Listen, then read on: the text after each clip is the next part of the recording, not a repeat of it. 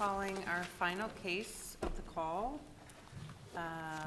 People of the State of Michigan versus David Henry Serges. This is a mini oral argument on the application, 15 minutes per side. Appellant, you may reserve time for rebuttal. And proceed whenever you are ready.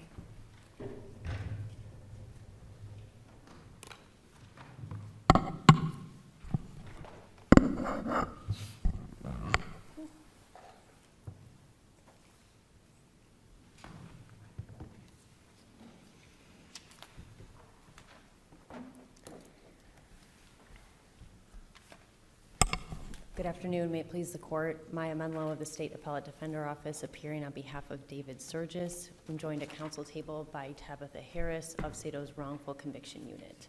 I'd like to reserve 3 minutes for rebuttal. The police in this case conducted a multi-layered fishing expedition that violated our state and federal constitutions in several ways. First, there was an unconstitutional arrest. If we take the officer in charge at his word, Mr. Serges was arrested for murder without probable cause. There was also an unconstitutional seizure. After the jail inventory process concluded, the police physically removed Mr. Serges' belongings from the jail property room and held them indefinitely as evidence.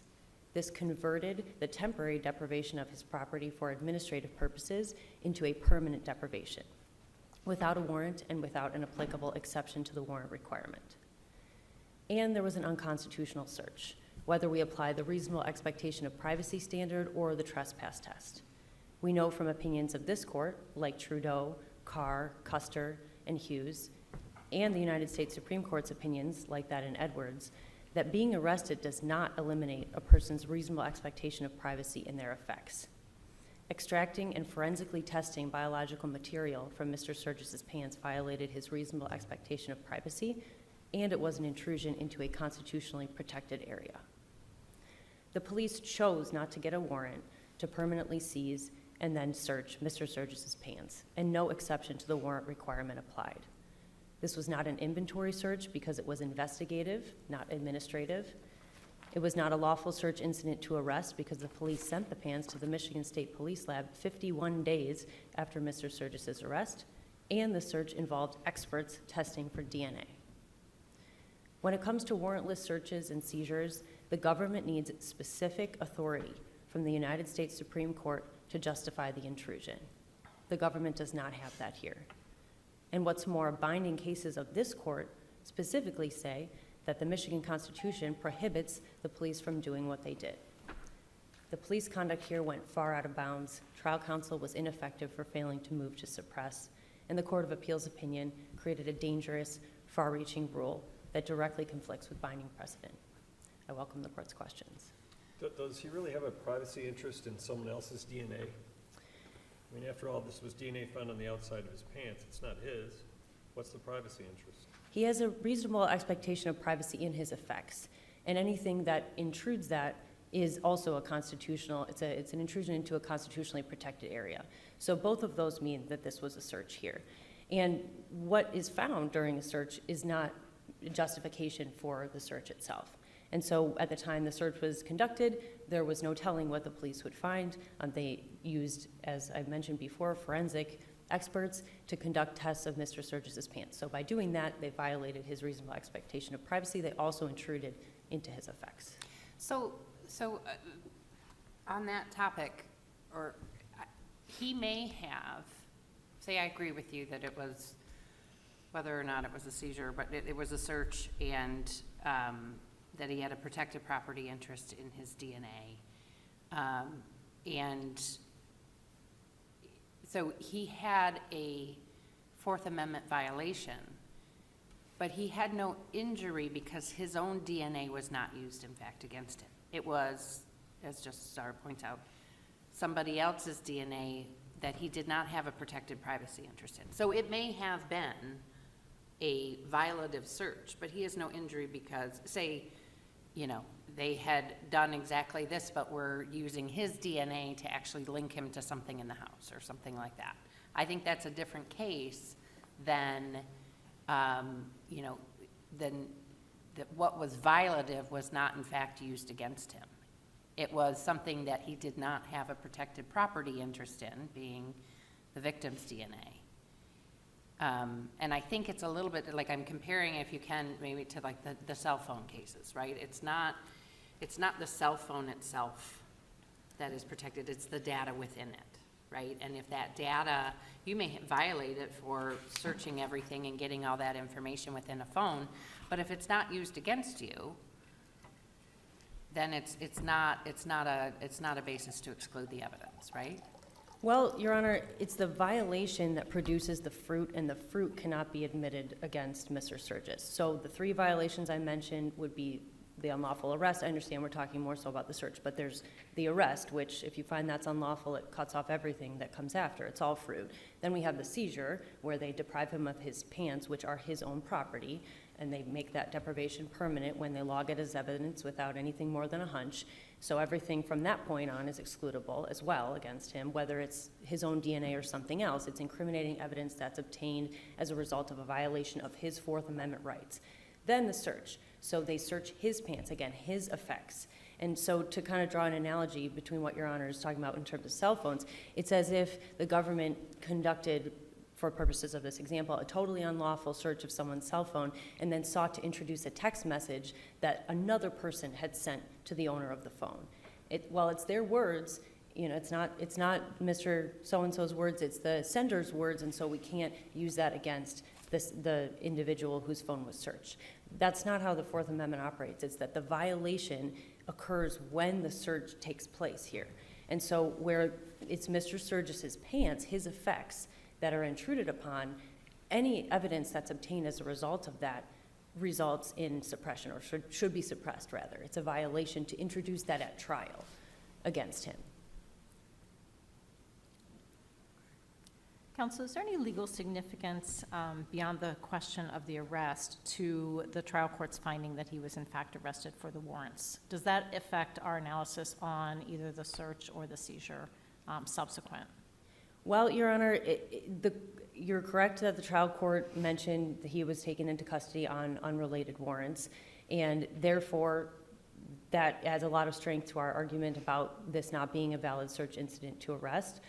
Even if it were a lawful arrest for murder, there are issues there, but here we have an officer arresting Mr. Serges on a hunch. The trial court does find that he was arrested, for unrelated warrants, and so therefore there could not be any search done of his person that didn't fit within the inventory exception at the jail. And so that's where the lawful conduct here ended. He was booked into jail if we accept the trial court's finding on unrelated ordinance violation, and his materials, his belongings, his clothing could be saved into could be gathered and held as safekeeping is the word I'm looking for.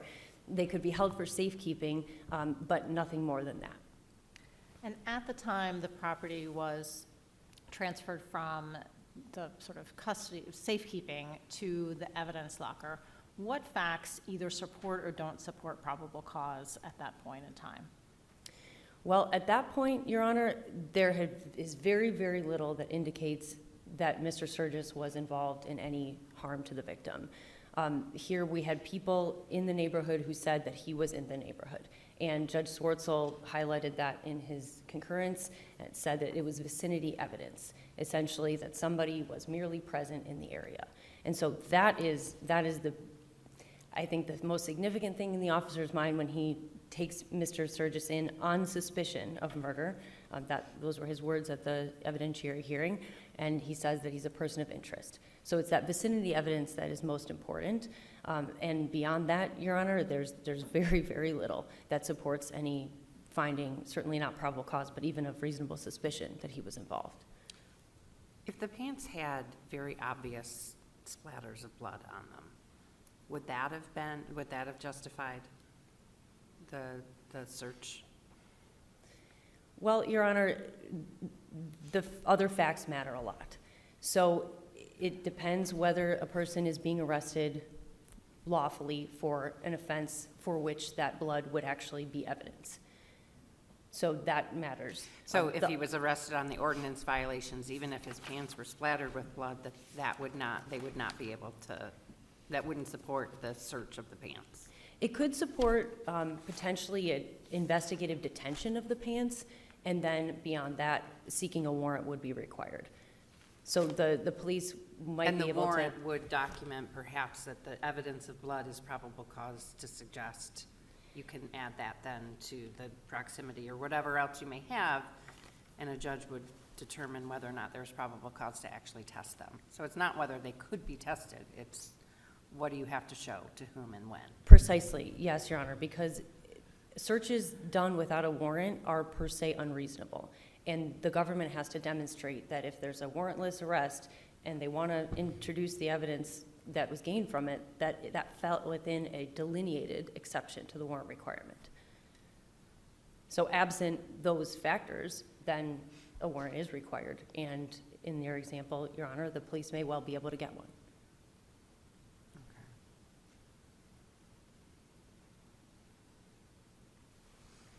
As a factual matter, it's not clear from the record that I've seen so far exactly where on the pants, physically on the pants, was this spot that was later tested, discovered and tested.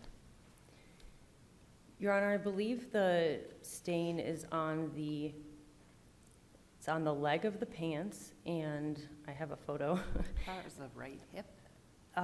So it's on I believe the left leg. It's impossible to see in the photo of the pants that we have, and even when it's zoomed in and enlarged and, you look really hard, it's very, very difficult. But it appears that it's on the left leg of the pant. And is there anything in our record that there's a general one of the pants and then there's a specific one? Is there any that shows us where that is in our record? I believe, Your Honor, that it's a notation. I hesitate, Your Honor, because I'm looking at the picture myself, and I agree with you that it's difficult to know precisely where. And the testimony may bear out a little more detail here, and I might take a second to revisit and see if I can get a quick answer to your question. But I do know it was on one of the legs of the pants. I wish I could tell you with more specificity right now.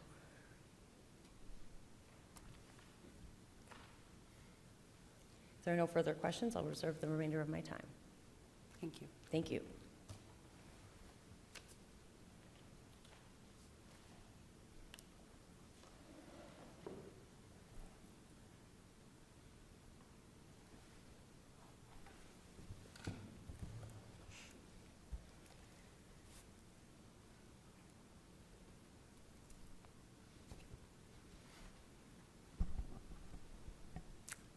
Thank you, Your Honors. May it please the court. Katie Jory on behalf of the people. And seated with me is Michael Tesner. The touchstone of the Fourth Amendment is reasonableness.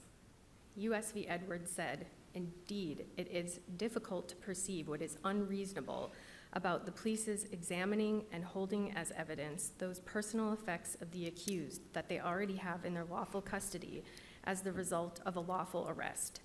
And nor is there any doubt that clothing or other belongings may be seized upon arrival of the accused at the place of detention and later subjected to laboratory analysis, or that the test results are admissible at trial. The Court of Appeals did not create a custody exception to the warrant requirements when it affirmed defendant's conviction. The majority, including Judge Redford and now Justice Hood, correctly applied Edwards to the facts of this case. Edwards has been the law for 52 years. Thus, the police acted in good faith when they took defendant's blood-stained pants from him at the time of arrest and tested them without a warrant. Nor could this be plain error or the ineffective assistance of defense counsel, since an objectively reasonable attorney could rely on the fact that Edwards is controlling. Carr and Trudeau do not govern this case. They were decided before Edwards. Carr involved a warrantless search of a vehicle still under the defendant's control, and Trudeau involved shoes seized in a courthouse bullpen. Even the concurrence acknowledged that whatever remains of Carr and Trudeau is most likely confined to their facts.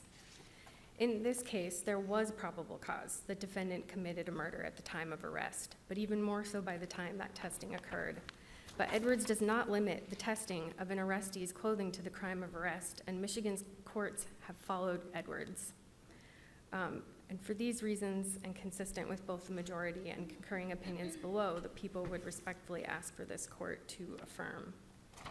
I welcome. Counsel, what do we do with the ACLU makes a point that warrants exist to deter police misconduct, and that if sort of any reason can be given to arrest someone, a ordinance violation or a misdemeanor, and that all those people, we can just send out their clothes to be DNA tested.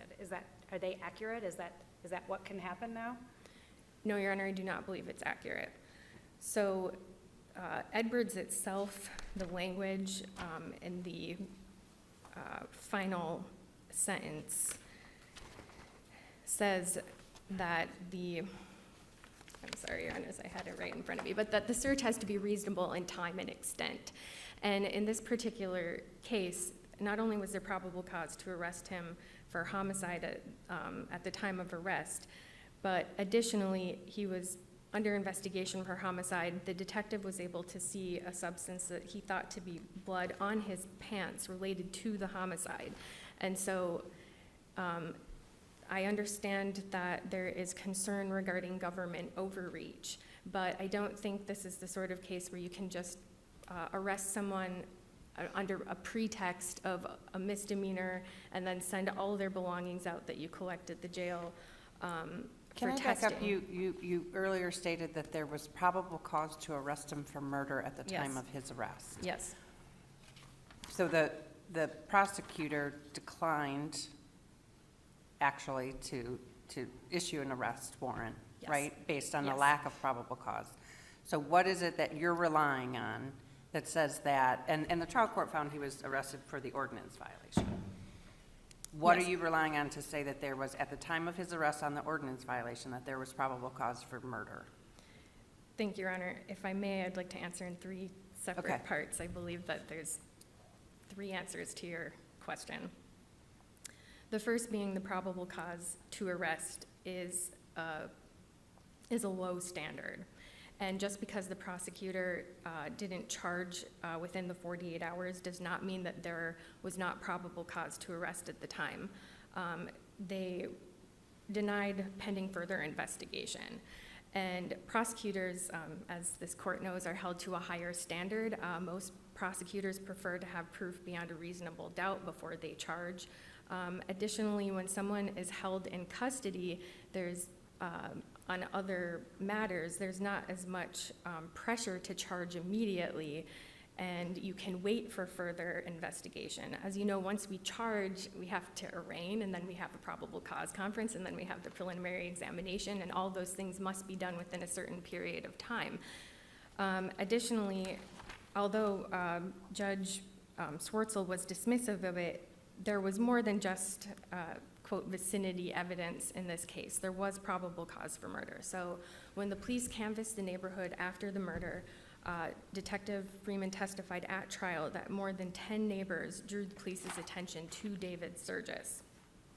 There was also someone matching the defendant's description who was seen with the victim on her porch on Thanksgiving Day. A neighbor saw a defendant in the area on Saturday. He was acting differently. They had surveillance video corroborating these tips.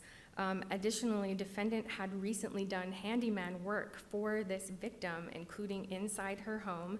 She was known to have carry cash on her, and defendant was a known drug user. That gives him both opportunity and motive. Additionally, during his interview, he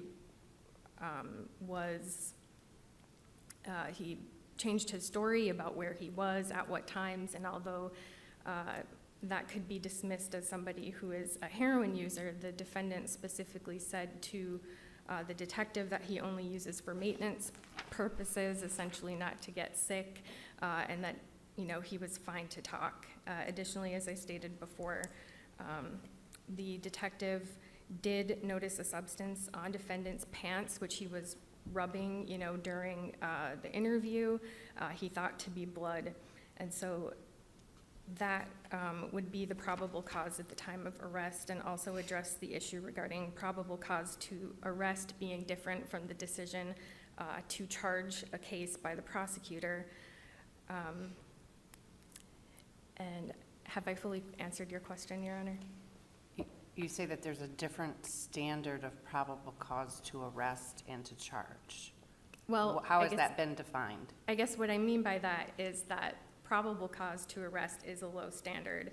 And sure, a prosecutor could charge just based on probable cause, but practically speaking, in nearly every circumstance, an elected prosecutor is not going to want a murder charge only based on the probable cause to arrest. They're going to want something that can be beyond a reasonable doubt at trial. So you're saying sort of in reality, but there is no distinctive legal standard that's different between the Yes, probable I cause agree to with that. arrest and So probable cause to I charge. agree with that. I'm sorry. That's not what I Okay, meant. I okay, meant I more just in wanted to make sure I understood. Right, on a practical level, most elected prosecutors would not charge a murder with just probable cause to arrest. They would want more than that. Okay.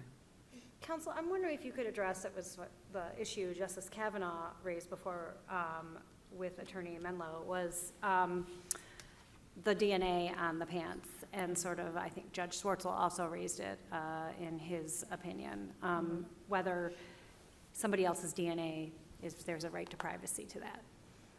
I don't think so, and I think numerous other jurisdictions have found that not to be so also.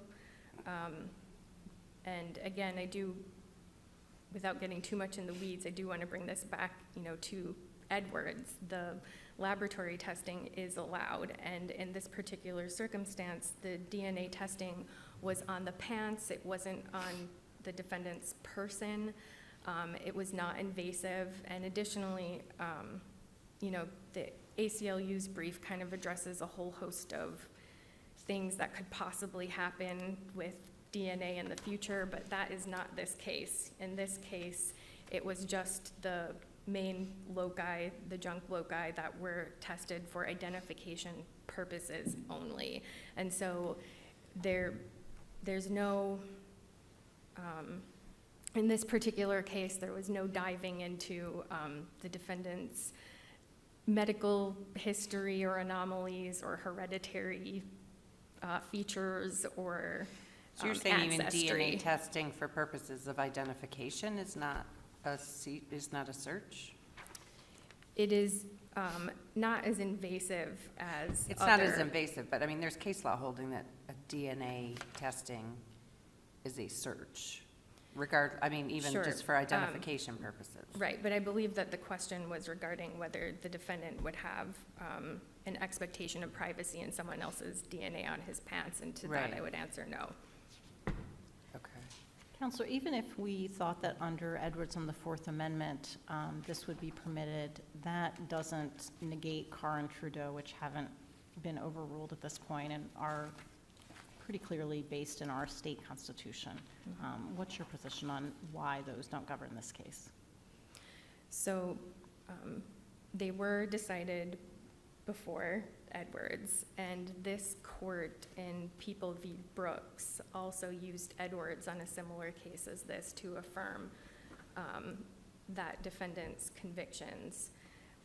Additionally, I know that it can be done, but it is a rare circumstance in which this court interprets Michigan's Constitution, the Article 1, Section 11, to be more expansive than the federal Constitution.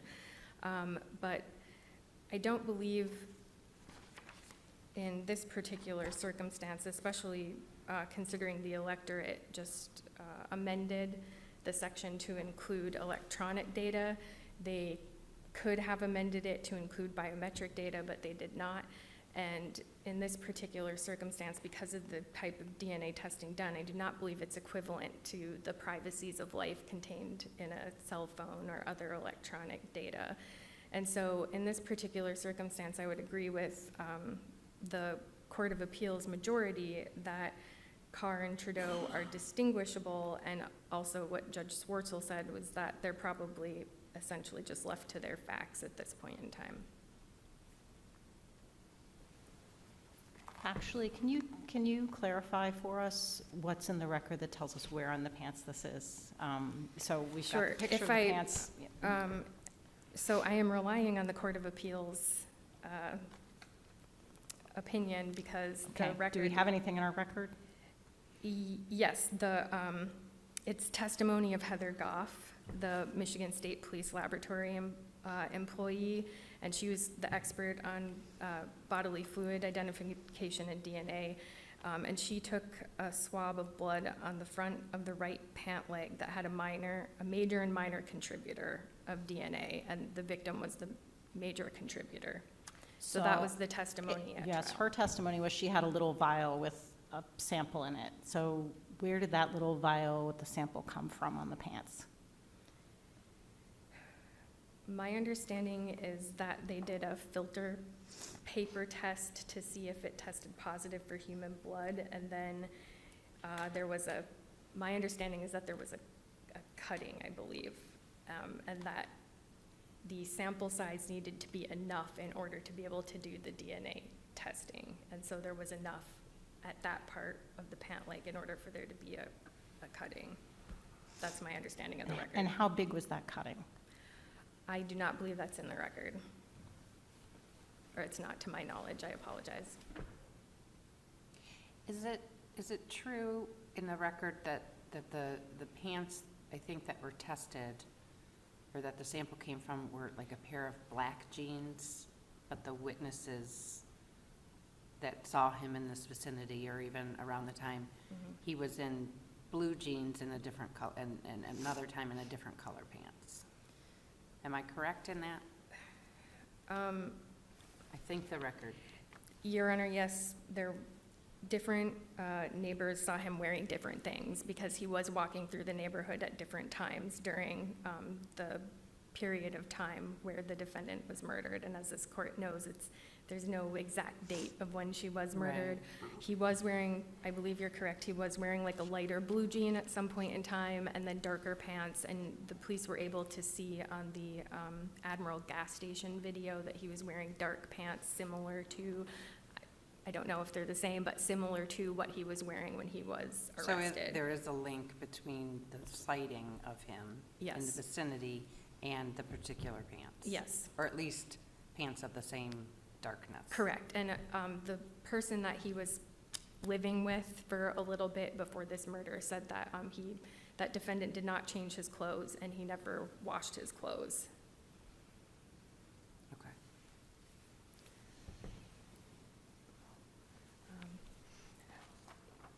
Your Honors, I believe my time is almost up, and actually the clock started and stopped at 14:59, and it was there for quite some time. So unless there are any more questions from this bench, I would simply ask this court to affirm the Court of Appeals. And thank you for your time. Thank you.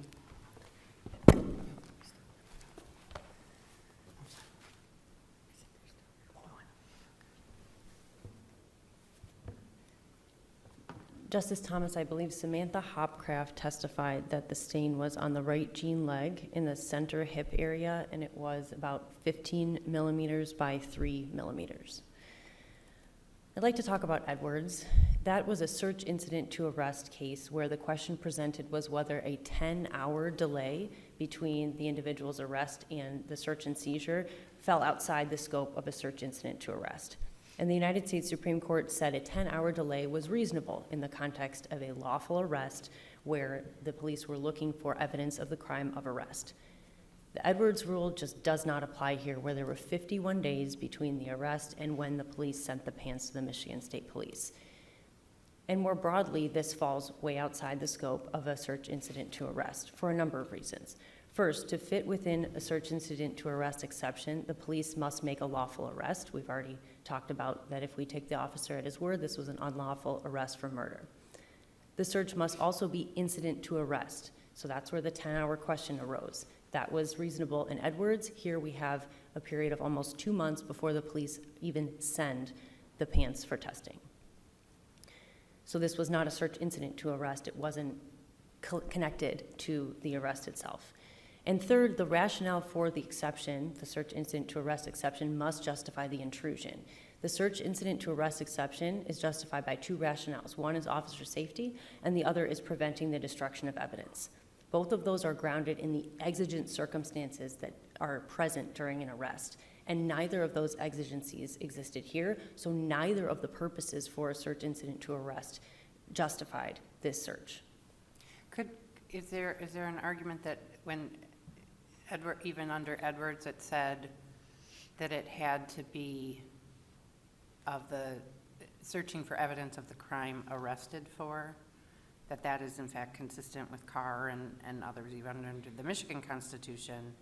And here, if we find that it was the ordinance violation for which he was arrested, that is a distinction between Edwards. Yes, Your Honor, the search that occurred here was much more intrusive for a variety of reasons, including that it was not searching for any evidence of the ordinance violation. It was searching for DNA, which goes far beyond the search in Edwards, which involved comparing paint chips on the individual's clothing to paint chips found at the scene. This was DNA, and the potential for intrusion is what implicates the Fourth Amendment concerns, not the specific type of DNA testing that was used. It's the vast potential for intrusion that's involved in a DNA test. Trudeau and Carr are much more analogous to this situation on their facts, and as Justice Thomas indicated, they have not been overruled. I'd like to correct an error. The vehicle in Carr was not under the individual's control at the time. It was, in fact, in the custody of the Sheriff's Department. It had been searched, totally unrelated to what was later determined to be an unconstitutional search. And so we know from those cases that people have a reasonable expectation of privacy in their effects, even when they are in jail. And here, given Trudeau and Carr, the police were not justified in doing what they did. Trial counsel was not justified in simply assuming that the evidence was lawfully obtained. If there are any further questions, I'll happily take those. Thank you very much. The case will be submitted and the court will stand adjourned.